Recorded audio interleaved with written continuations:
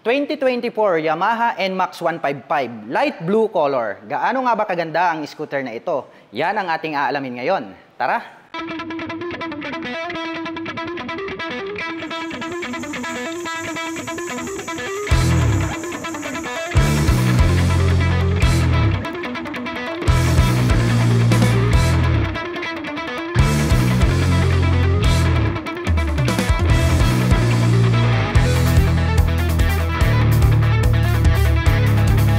Ang ganda talaga ng pagkakadesign nitong kanilang Yamaha NMAX 155. Anyway, ang kulay pala ng ating nire-review for today, ito po yung kanilang pinakabagong light blue color. Kaya kung inyong makikita ay talagang very attractive itong kanyang kulay. Well, mapunta na agad tayo rito sa kanyang headlight design dahil ito talaga yung pinaka-attractive sa lahat. Dahil kung ating tititigan, nagkaroon po siya rito ng mata. Ito pong kanyang daytime running light. Ayun, hanggang dito sa kabila, no? Parang nagkaroon po siya ng dalawang mata na nanlilisik. And then, naka V-shape design naman po rito sa harap. Anyway, very attractive talaga itong kanyang color kasi nga po para siyang metallic light blue. And then, nandirito naman po sa itaas itong kanyang visor. So, ang ganda rin ng kanyang pagkakaposition. And then, syempre, ang ganda rin, napakalapad nitong kanyang visor na nandirito sa gitna. At glossy black naman po yung kanyang kulay. Well, mapunta naman po tayo rito sa gilid. Makikita natin dito may nakalagay po rito na Yamaha logo na bilog, which is chrome color naman yan.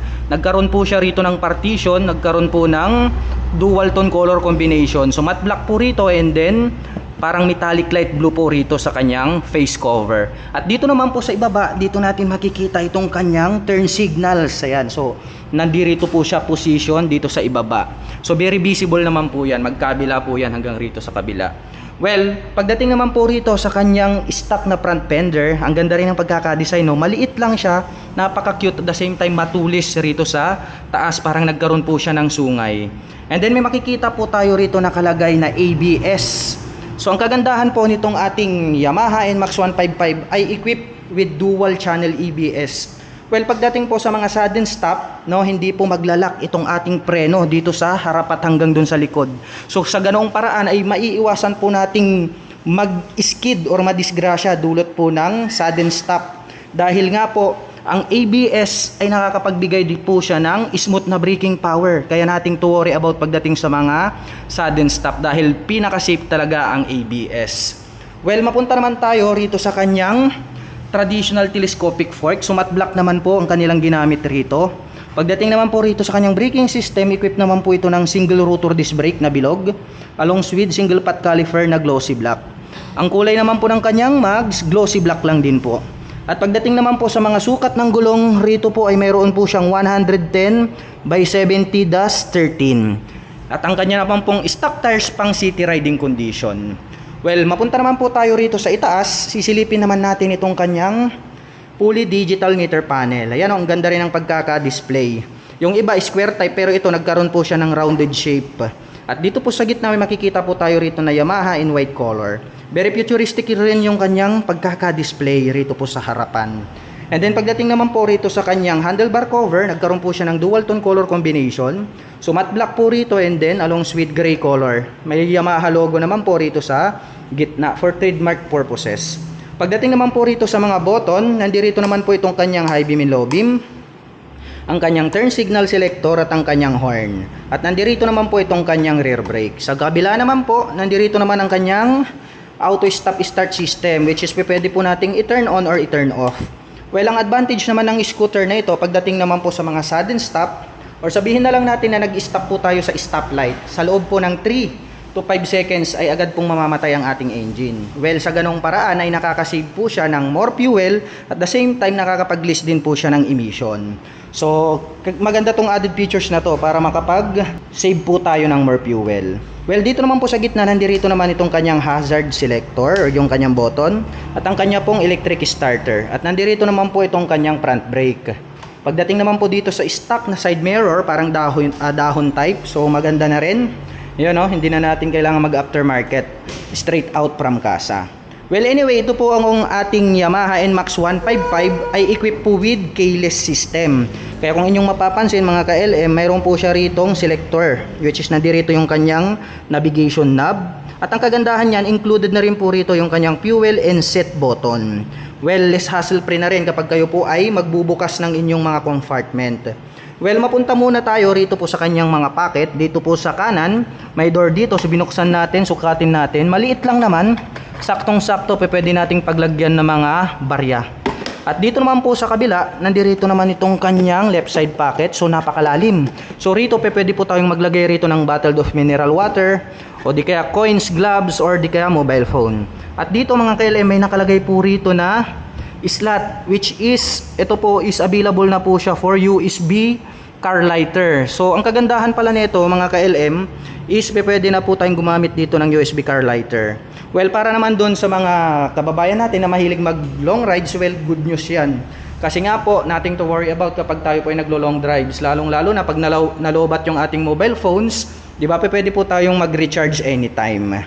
Well, punta ulit tayo rito sa ibaba. Gaya ng sabi ko, nandirito na po yung kanyang set and fuel button. Ngayon naman ay bubuksan natin itong kanyang fuel tip kasi nandirito po sa gitna ang kanyang fuel tank.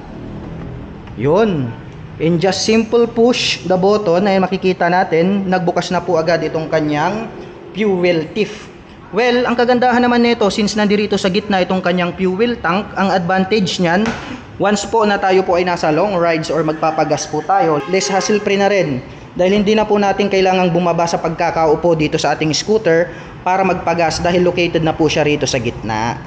At pagdating naman po rito sa kanyang footrest, ayun no, napakaluwag at napakalapad.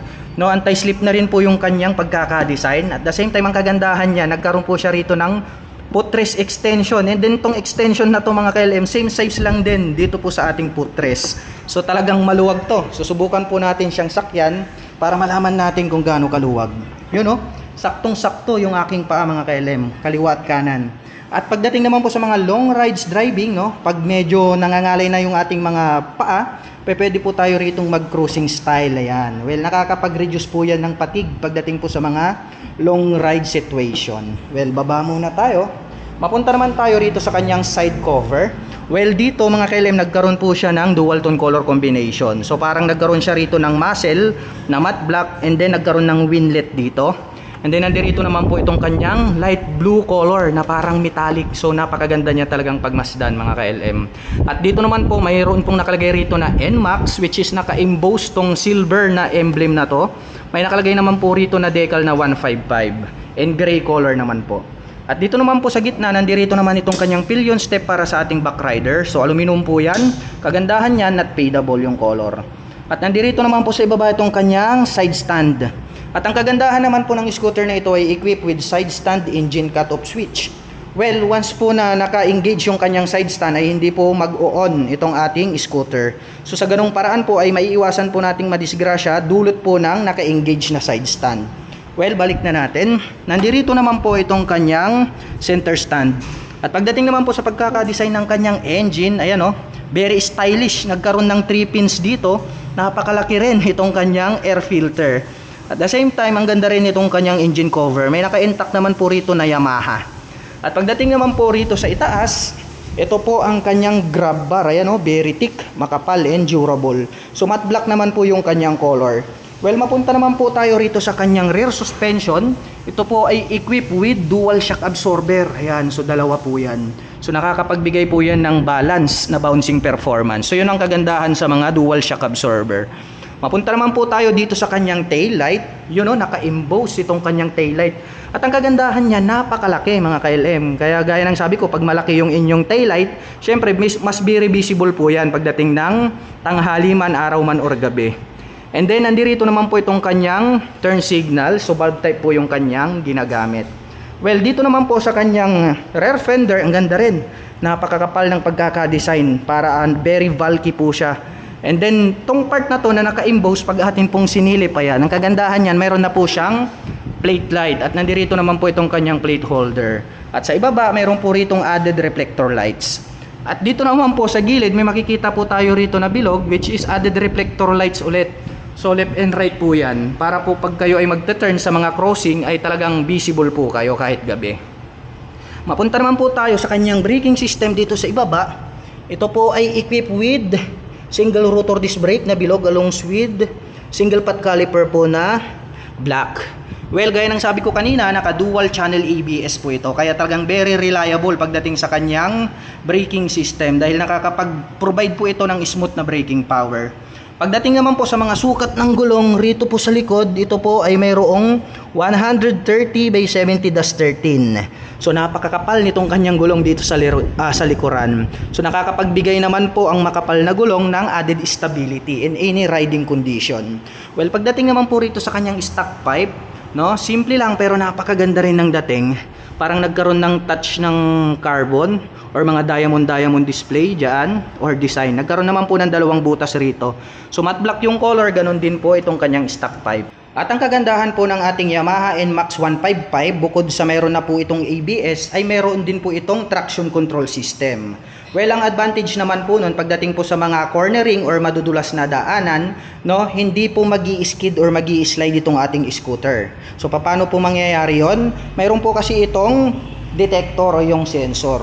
Pagda-detect niya po na magi-skid ito pong ating rear wheels, ay agad niya pong pagpapantayin ang ikot ng gulong magmula rito sa harap. So mapre-prevent po natin na mag-slide or mag-skid itong ating mga gulong. At ito naman po ang design ng kanyang radiator cover. So makikita naman natin nagkaroon ng mga pins dito na kung saan ay pwede pong maglaro yung hangin para makatulong pa sa pagpapalamig ng kanyang engine. Well, coolant po yung kanyang ginagamit. Kaya ito talagang ating liquid cooling system ay maaasahan pagdating po sa mga mahahabang biyahe. Dahil ito pong ating Yamaha NMAX 155 ay pwede po nating ibabad maghapon magdamag. Dahil nga po ito ay naka-liquid cooling system. Well, mapunta naman po tayo rito sa kanyang upuan. So, single color lang naman po na matte black. And then, comfortability napakalambot. Kaya talagang mag-i-enjoy kayo rito kahit sa mga long ride situation. Well, subukan naman po nating buksan itong kanyang upuan para malaman natin kung gaano nga ba kaluwag. So, nandirito na po yung kanyang button. So, pindutin lang po natin itong set. Yan, so narinig po natin na nag-click. So meaning to say ay bukas na po siya. Yun, napakalalim at the same time bilugan. At napakalapad mga ka-LM. Ayan oh. So marami tayong mailalagay rito. Kasyang-kasya rito isang full face helmet. At the same time kung mahilig kayong mag-travel or mag-outing, oh, marami po kayong mga important belongings or madadalang gamit na pwede nyong ilagay rito po sa kanyang underseat compartment. At ang atin pong Yamaha NMAX 155 ay mayroon pong 765mm na seat height. Ngayon naman ay susubukan nating sakyan para malaman natin kung gaano nga ba ito kataas. Anyway, naka-center stand po ito. Ayan, kitang-kita naman dyan sa ating camera mga ka-LM. Lapat na lapat yung ating foot below the ground. Kaya masasabi ko na talagang very comfortable to para po sa kagaya ko na 5'6" in height. Well, para naman po dun sa mga kababayan natin na hindi naman masyadong katangkaran, well, pwede po tayong mag-adjust ng ating front or rear suspension. At pagdating naman po sa kanyang engine specifications, ang atin pong pinakabagong Yamaha NMAX ay meron pong 155 cubic centimeter engine displacement. Naka-liquid cooled, naka-single cylinder, single overhead cam, 4-stroke with 4 valve. At nakakapag-provide naman po ito ng maximum power na 11.3 kW at 8,000 RPM. Habang nakakapagbigay naman po ito ng maximum torque na 13.9 Nm at 6,500 RPM. At ang bigat naman po ng scooter na ito ay mayroong 131 kilograms. At ang presyo po ng ating pinakabagong Yamaha NMAX 155 ay nagkakahalaga po ng 151,900 pesos. At kung balak mo naman pong kumuha ng hulugan ay kailangan mo lang pong mag-down payment ng 24,800 pesos.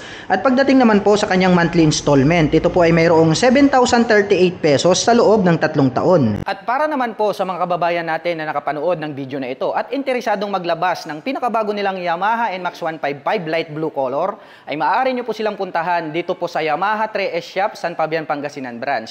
At ito po ang kanilang contact number na maaari nyong tawagan para po sa lahat ng inyong mga inquiries. At para naman po sa mga kababayan natin na nais magpunta rito, ang kanila pong operation time starting 8:30 AM until 5:30 PM from Monday to Saturday.